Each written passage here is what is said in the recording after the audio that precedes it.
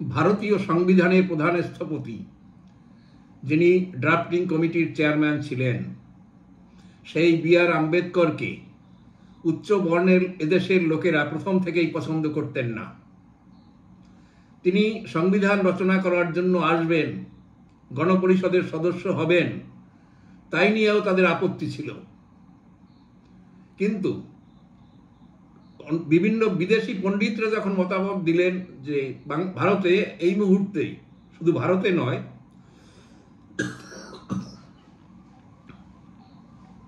ভারতে এই মুহূর্তে তার মতো কোনো বিজ্ঞ লোক নেই, শুধু ভারত মাত্র নয়, সমগ্র পৃথিবীতেও আম্বেদকরের মতো সংবিধান বিশেষজ্ঞ, আইন বিশেষজ্ঞ লোক খুব কমই আছে।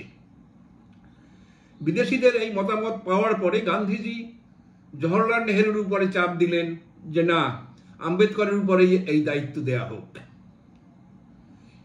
ইউরোপীয়দের, বিশেষ করে ব্রিটিশদের ধামা ধরা, নেহেরু কখনো চাইতেন না যে আম্বেদকরের মতো একজন মানুষ এদেশের মৌলিক আইন, সংবিধান রচনা করে দেশকে প্রকৃত স্বাধীনতার কাছে নিয়ে যাক, দেশকে প্রকৃত স্বাধীনতার স্বাদ দিক। সেখানে তার আপত্তি ছিল, যার জন্য ভারত বিভাগের পরে তিনি যেখান থেকে সদস্য হয়েছিলেন তা চলে যায় অন্যত্র, সিটে বদল হয়। তখন তাকে মহারাষ্ট্রের একটি সিট থেকে আবার দ্বিতীয়বার জেতানো হলো। সেইভাবে তিনি সংবিধান রচনা করার জন্য সংবিধান সভায় প্রবেশ করতে পারলেন এবং দেখালেন পৃথিবীর অন্যতম শ্রেষ্ঠ সংবিধান তিনিই রচনা করেছেন। কিন্তু পদে পদে তিনি বাধার সম্মুখীন হয়েছেন। তিনি যা চেয়েছেন তা করতে পারেননি, তিনি যা করতে চাননি তা তাকে করতে হয়েছে। এরকম একাধিক দিক রয়েছে। 370 মতো একটা আর্টিকেল, তার উপর তার ভয়ানক আপত্তি ছিল। তিনি চেয়েছিলেন অভিন্ন দেওয়ানি বিধি, যার প্রয়োজন ছিল দেশে বহু আগের থেকে, কিন্তু সেই দেওয়ানি বিধিকে রচনা করতে দেওয়া হয়নি। তিনি মনে করতেন যে না, পঞ্চায়েত ব্যবস্থা চালু করার মতো পরিস্থিতি আমাদের দেশে এখনো হয়নি। স্বয়ং গান্ধীজি সেখানে ঝাঁপিয়ে পড়লেন যে না, গ্রামীণ অর্থনীতির উন্নতি ছাড়া ভারতের উন্নতি সম্ভব নয়, কাজেই পঞ্চায়েত ব্যবস্থা থাকতেই হবে।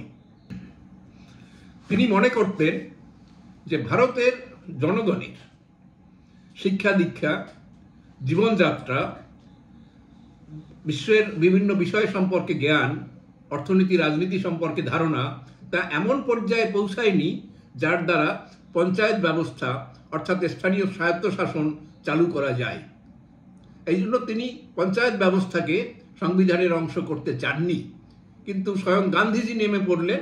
তিনি হরিজন পত্রিকায় একাধিক প্রবন্ধ লিখে তিনি দেখাতে চেষ্টা করলেন যে না, এই ব্যবস্থা ছাড়া গ্রামীণ অর্থনীতির উন্নতি সম্ভব হবে না, মানুষকে সচেতন জাগ্রত করা যাবে না, তাই পঞ্চায়েত ব্যবস্থা চাই।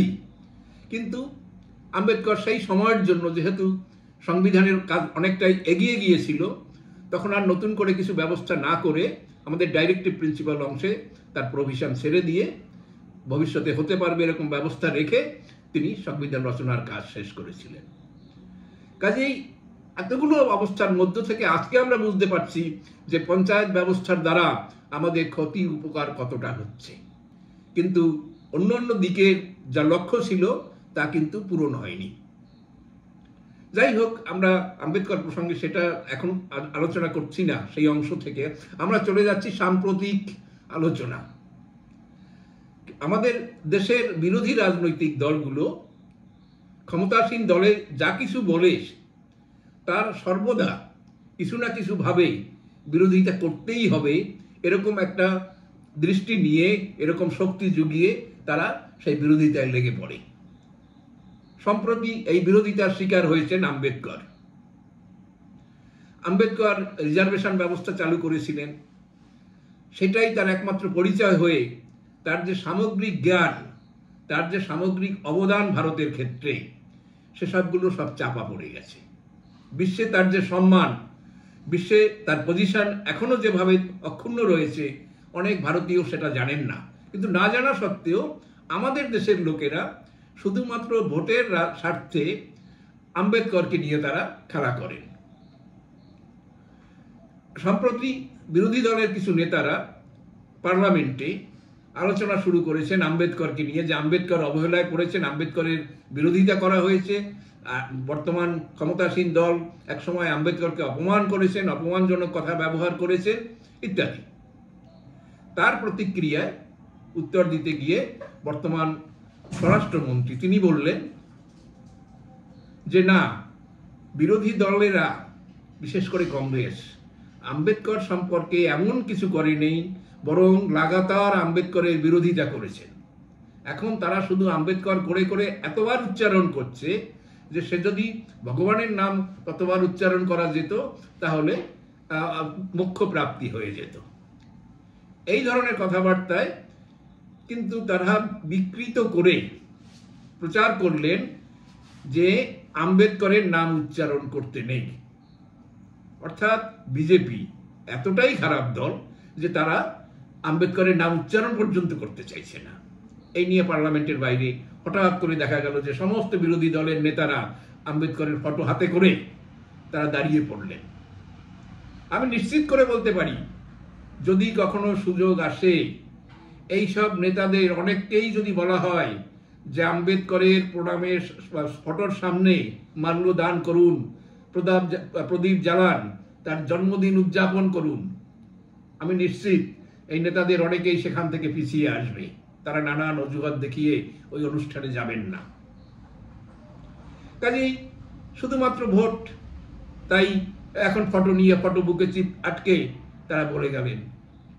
আমরা সমস্ত তথ্য এখানে দেব না, মাত্র কয়েকটা উল্লেখ করি।